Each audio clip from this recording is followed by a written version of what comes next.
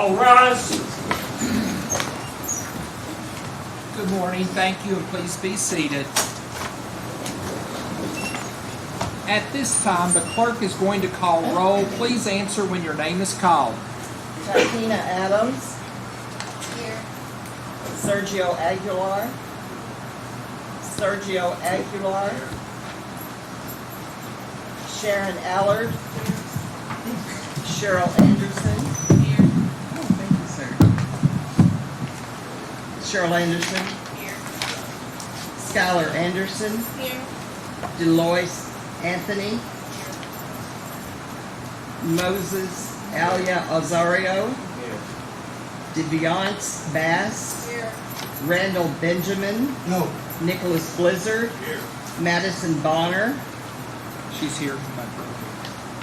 Dennis Brewer. Here. Cecil Brookshire. Here. Adam Carr. Madeline Clark. Here. Carly Clements. Carly Clements. Here. Charles Cole. Here. James Cole. Here. Brad Collins. Here. Michael Collins. Here. Melanie Cowles. Here. Christopher Cranner. Here. Lakira Crowder. Here. Laura Dolbear. Here. Oles Drabaki. Oles Drabaki. Charles Duff. Here. Tice Edwards. Vicky Embry. Here. Teresa Faulkner. Here. Amber First. Here. Mia Fisher. Mia Fisher. Here. Jennifer Gamble. Here. Carmen Gaskins. Here. Emily Giles. Here. Micah Gladden. Here. David Gimes. Here. Cole Grant. Here. Kimber Braidwood. Here. Garth Grease. Here. Heather Griffith Hughes. Here. Nicholas Gunn. Here. Elizabeth Hall.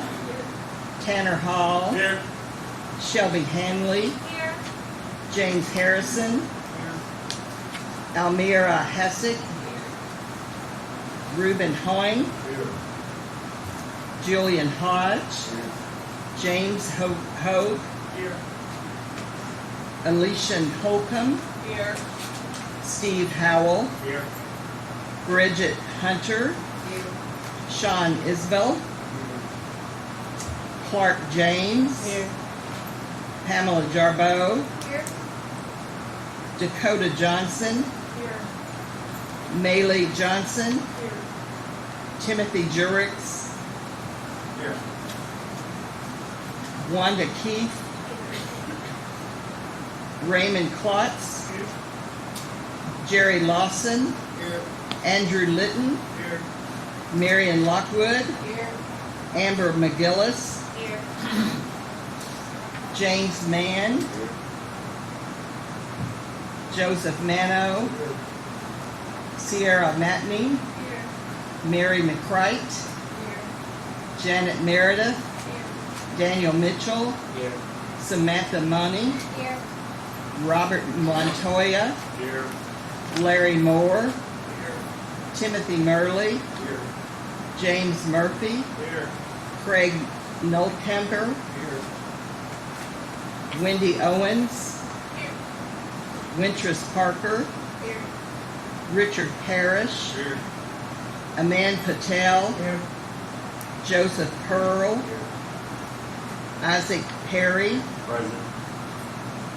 James Perry. Here. Tyler Petrie. Here. Clay Phillips. Here. James Pearson. Here. David Pirtle. Here. Joseph Poe. Here. Darrell Price. Here. Donald Reed. Here. Mia Reeves. Here. Sean Rich. Here. Mallory Ritchie. Here. Elizabeth Ronday. Here. Duncan Rhoda. Here. Claude I apologize for anyone I've said your name wrong. 95. Jackson Rush. Jackson Rush, Kristen Sadigi, Minishi Sadrigi, Here. Kathy Sass, Here. Whitney Schuler, Here. Natalie Simpson, Here. Nadell Sabariolo, Claude Skinner, Here. Jordan Sloan, Here. Dwayne Smith, Kayla Smith, Reese Smith, Walker Smith, Here. Adam Stapleton, Present. Megan Stinson, Ralph Sullivan, Nicole Talley, Here. Andrea Taylor, Here. Sut Vaughn, Nijing Tran, Here. Tressa Vincent, Here. Stuart Warren. I think I heard you, Stuart. Savannah Watkins, Here. Susan Wheeler, Here. Walter Williams, Here. Mandy Willis, Here. Karen Wilson, Here. Richard Wilson, Here. Thomas Wimsett, Here. Jacqueline Wyndham, Jason Wolf, Here. Jessica Wood, Here. Derek Woods, Here. Summer Wright, Emily Yeomans, Here. Trevor Young, April Yurchin. Did I miss anyone? Thank you, 131 charges. At this time, let the record reflect, we're taking up an action that is styled Commonwealth of Kentucky versus William Brooks Houck. It's 23 CR 309. And we're taking up Commonwealth of Kentucky versus Joseph L. Lawson. Its case numbers 23 CR 239 and 23 CR 183. Is the Commonwealth ready to proceed? Yes, Your Honor. I'll look at And is Defendant Houck ready to proceed? it. Yes, sir. And is Defendant Lawson ready to proceed? Yes, sir. Thank you all. Ladies and gentlemen of the jury, can everyone hear me? Anybody need any sound equipment? Everybody okay? Okay. Let me introduce myself. My name's Charles Sims. If you've never seen me before, that's because I'm not from Bowling Green. I'm from Bardstown. I grew up in a little town called New Haven, which is in South Nelson County. My father owned a grocery store, and I bagged groceries for a lot of years. And I went to high school in Bardstown, at Bardstown, Bethlehem. Went to college at Transylvania University, and then went to law school at the University of Kentucky. I graduated from law school in 1993, and I practiced law for 10 years in Nelson County until Larry Rakes, my predecessor, retired. I was appointed by the governor in 2003, so I've been serving now for 22 years. I've got 3 counties, Nelson, LaRue, and Hart County. The reason we're here today is this case has generated a tremendous amount of publicity in the Louisville and Lexington markets, television markets. I'm going to give you a little background about the case because here in a little bit we're going to have to talk about pretrial publicity in this case. In July of 2015, the family of Crystal Rogers contacted law enforcement to report Miss Rogers was a missing person. Shortly thereafter, Miss Rogers' vehicle was found on the Bluegrass Parkway in Nelson County. Her parents, Tommy and Sherry Ballard, were often on the news because they were searching for their daughter and clues related to her disappearance. Prior to her disappearance, Miss Rogers was living with her boyfriend, Brooks Houck, and their child. Mr. Houck and Joseph Lawson are charged with various offenses related to that disappearance. What I'm going to do at this time is read to you the indictment so you will understand the charges here. In regard to Mr. Houck's case, Count 1 says on July 3rd, 2015 and or July 4th, 2015 in Nelson County, Kentucky, that he, either acting alone or in complicity with another, committed the offense of murder by intentionally or under circumstances manifesting extreme indifference to the value of human life, wantonly causing the death of Crystal Rogers. As charged, that is a Class A felony. Count 2 says that on July 3rd, 2015 and or July 4th, 2015 in Nelson County, Kentucky, that the defendant acting alone or in complicity with another committed tampering with physical evidence when believing that an official proceeding is pending or may be instituted. He destroyed, mutilated, concealed, removed, or altered the physical evidence which he believed was about to be produced or used in any such official proceeding with intent to impair its verity or availability at the official proceeding. As charged, that is a Class D felony. Mr. Houck has entered pleas of not guilty to both of those charges. In regard to Joseph Lawson, Count 1 reads, on July 3rd, 2015 and or July 4th, 2015 in Nelson County, Kentucky, that he committed the offense of criminal conspiracy to commit murder, when with the intention of promoting or facilitating the crime, he agreed to aid one or more persons in the planning or commission of the crime or an attempt or solicitation to commit the crime when he and or a co-conspirator intentionally caused the death of another. As charged, that is a Class B felony. Count 2 states that on July 3rd, 2015 and or July 4th, 2015 in Nelson County, Kentucky, that the defendant acting alone or in complicity with others committed the offense of tampering with physical evidence when he destroyed, mutilates, concealed, removed, or altered physical evidence which he believes is about to be produced or used in an official proceeding with the intent to impair its verity or availability at an official proceeding, or fabricated any physical evidence with intent that it be produced in the official proceeding. As charged, that is a Class D felony. Mr. Lawson has entered pleas of not guilty to both of those charges.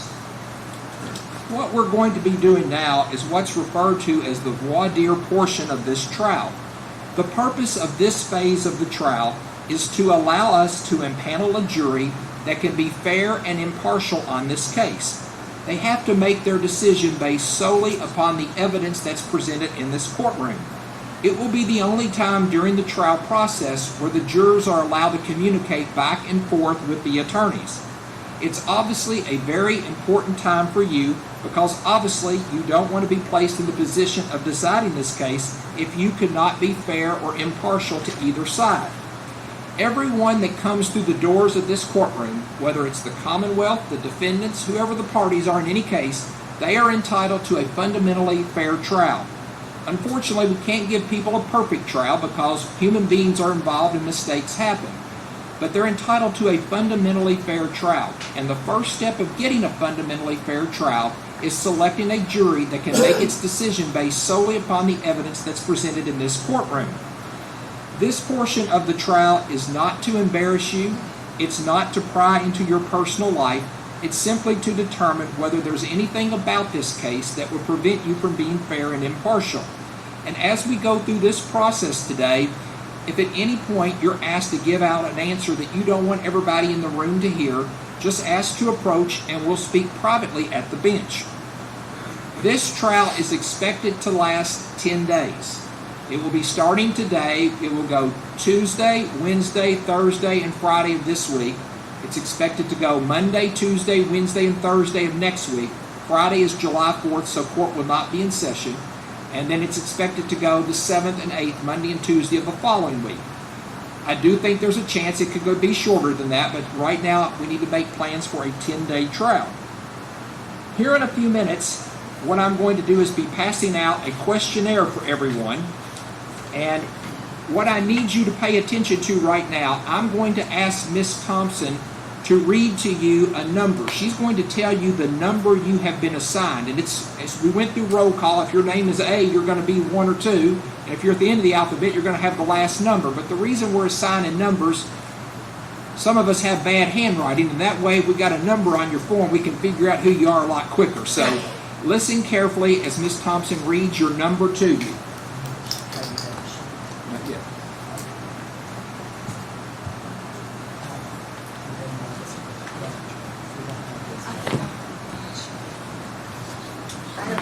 Two jurors that I didn't hear an answer, and I just, before I mark them as not here, I just want to double check. Sergio Aguilar. He's here. Good. So I have a fan that's running here in my ear, so I can hear. Jackson Rush. Sounds right.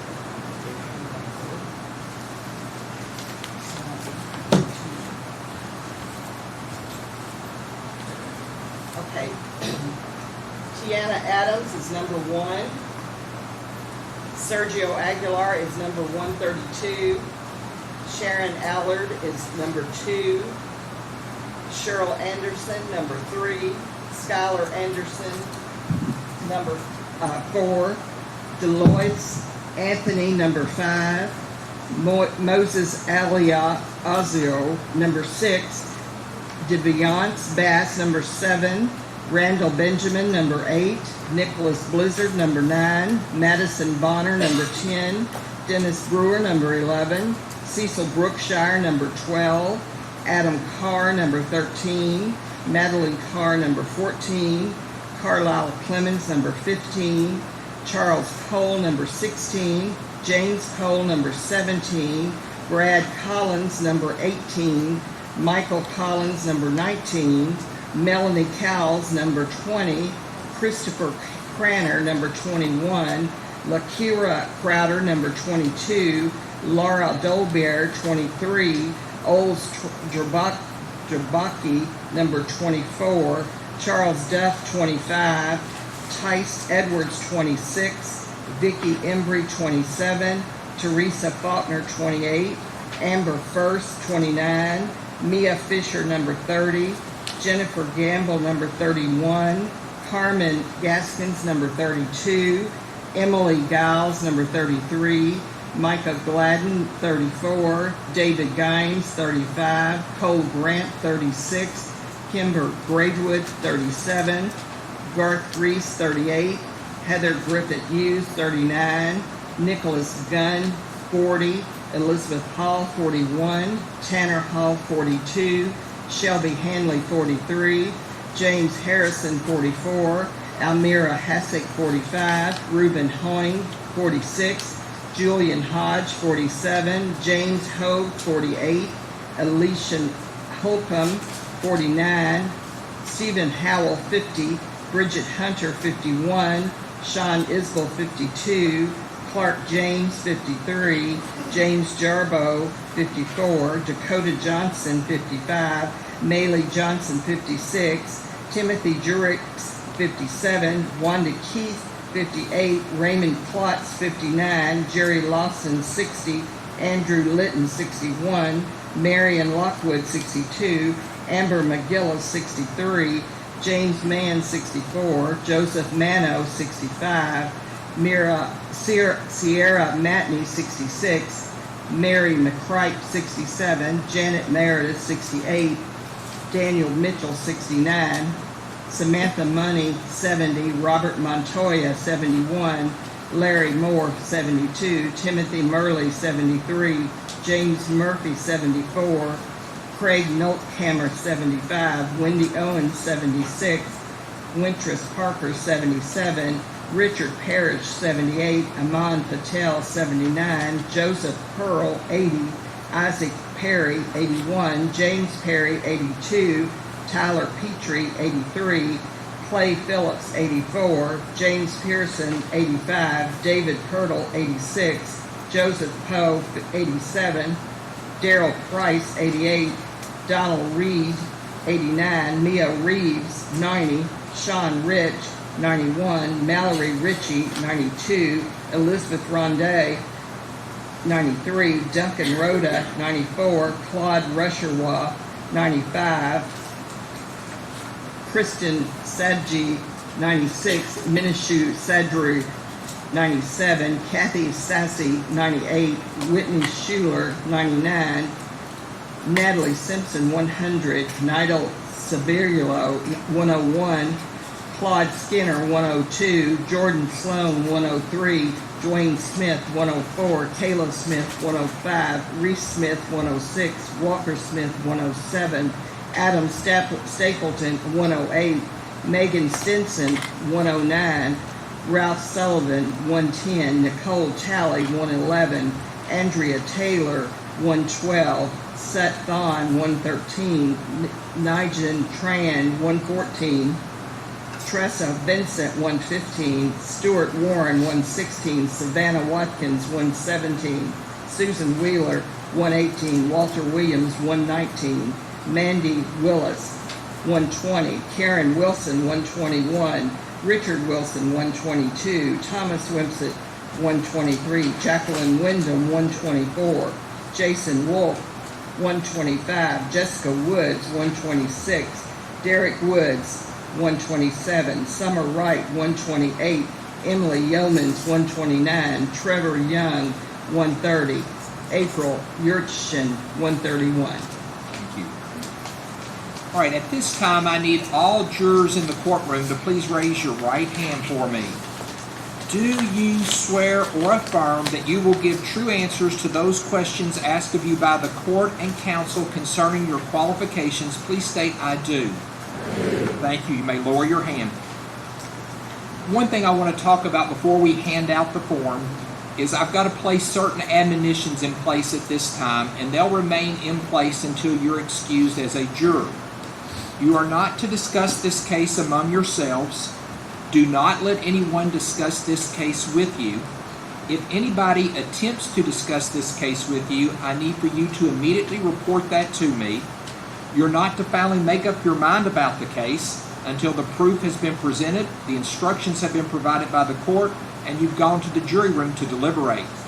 Also, due to the fact that the decision has to be based solely upon the evidence that's presented in this courtroom, the court's going to order at this time that you're not to do any research during any breaks by Googling or doing anything on the internet trying to learn things about this case, whether it's the parties, the attorneys. There can be no outside research involved.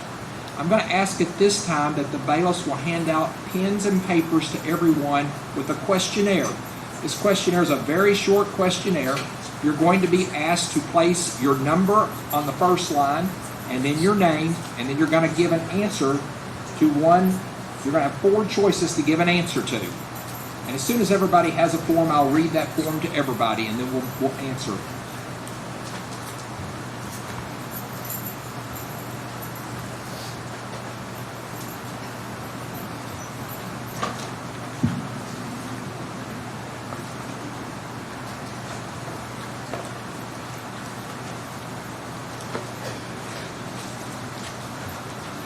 And all we ask is that you honestly answer this question. It is, we will not be surprised with answers. We're not going to think anybody is not uninformed if you answer one way. We're not going to think somebody's too informed. We just want you to give us the correct answer, the most honest answer on this questionnaire for us.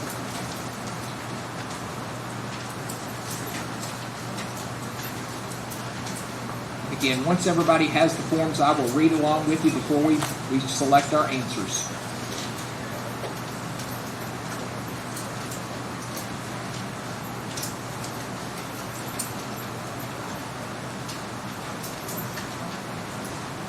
I hope everybody's ink pen works. The state only provides the best. About 2 out of every 10 I try doesn't work, so I hope you don't get one of the defective ones.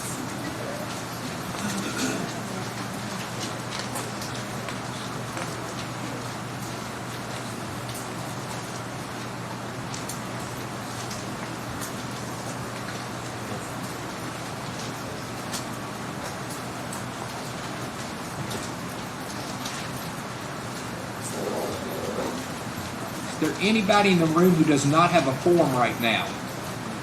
Anybody who does not have a form? Okay, if you'll go ahead and write down, does everybody have an ink pen?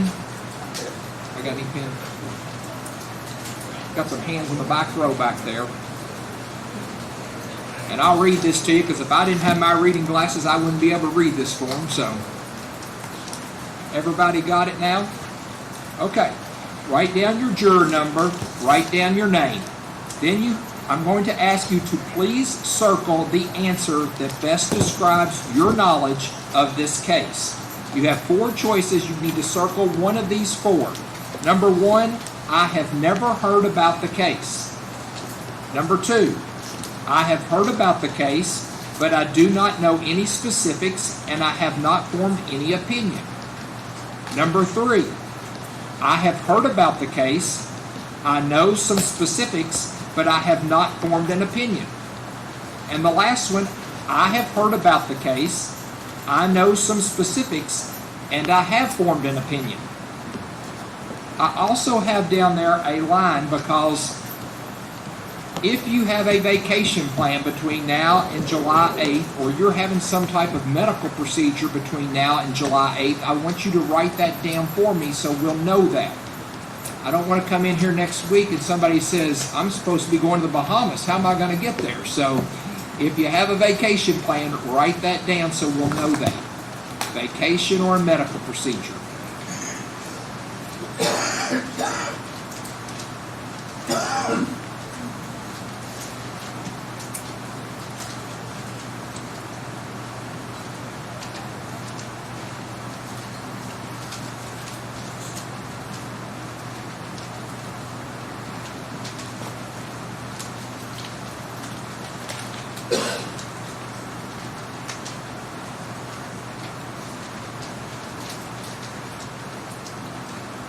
See a few people writing, so give you a few more seconds here.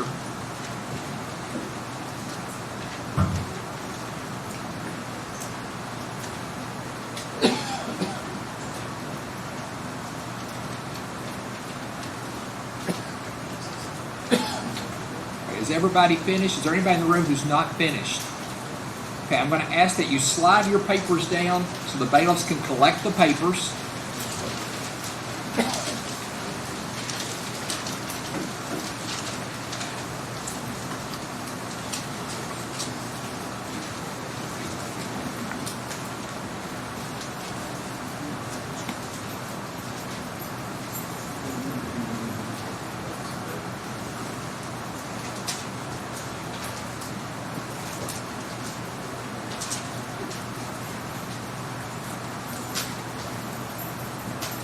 We've got 132 jurors, so we need to have back 132 papers.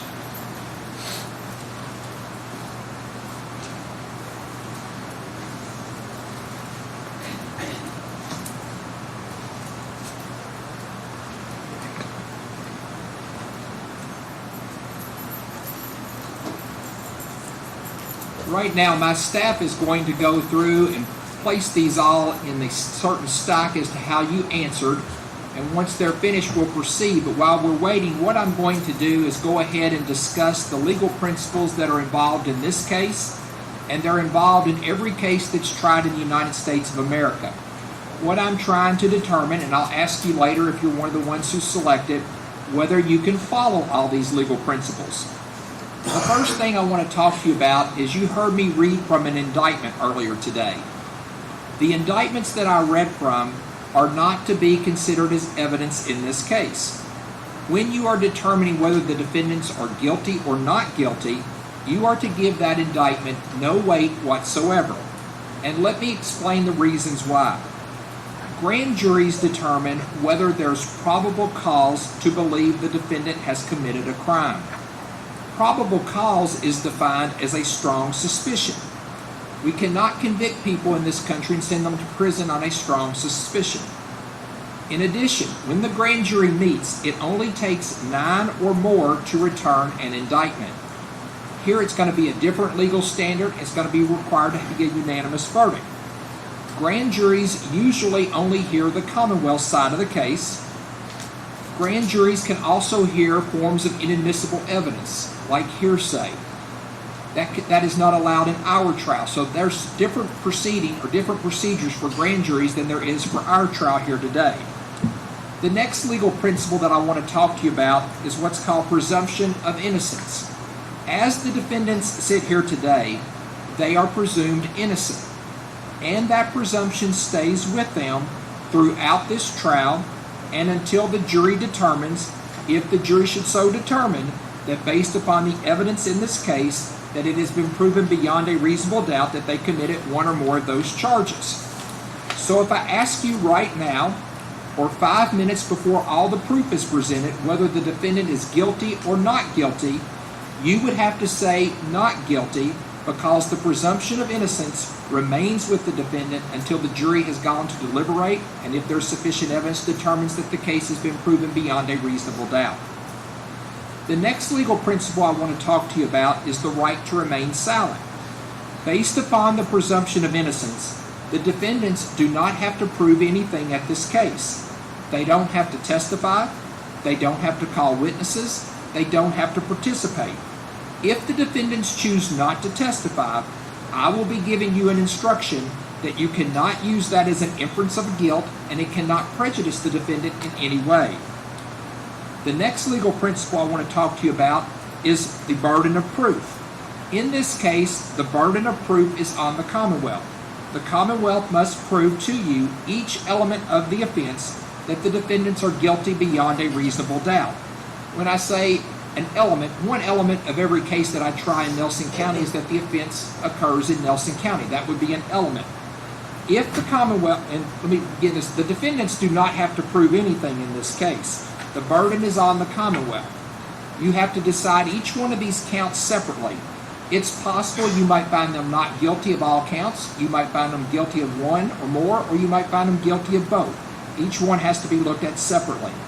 If the Commonwealth does not prove an element of any charge pursuant to their burden, you must find the defendant not guilty of that charge. I'm not allowed to define for you what beyond a reasonable doubt means, and neither are the attorneys.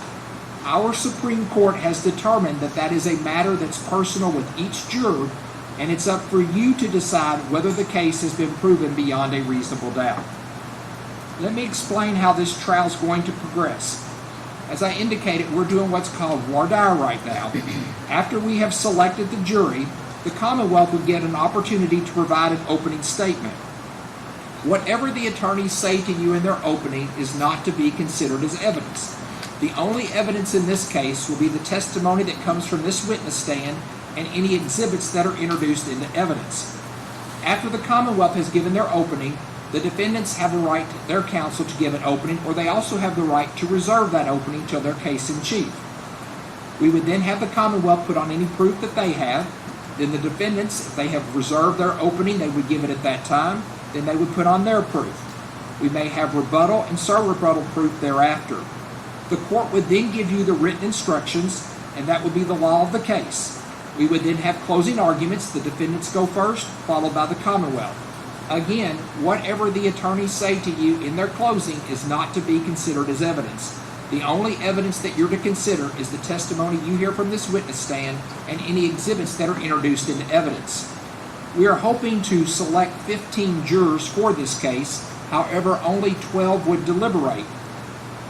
After closings, if we still have 15 here, we would draw out the alternates, and those 3 jurors would be excused. The jury would then go deliberate. If the jury returns a verdict of not guilty, the case is over. If the defendants are found guilty of one or more charges, we would then have a punishment phase of the trial. So that's basically how the trial will proceed in this case. Here shortly, they will be back with the forms, and we're going to proceed here shortly once they return with those forms.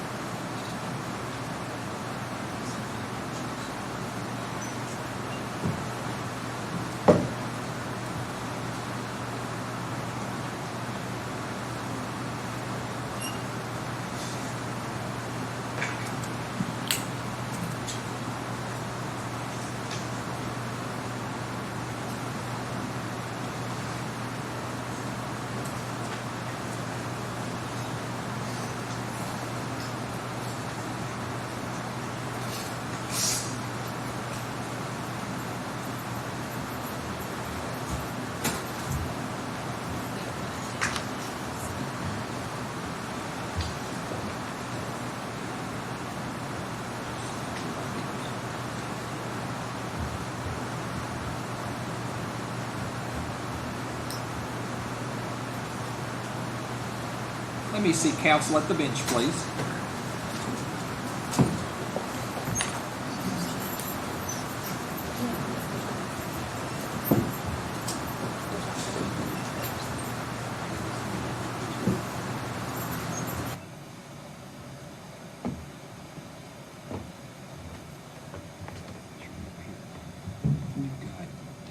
jurors. We have two jurors who selected two answers on their forms. So,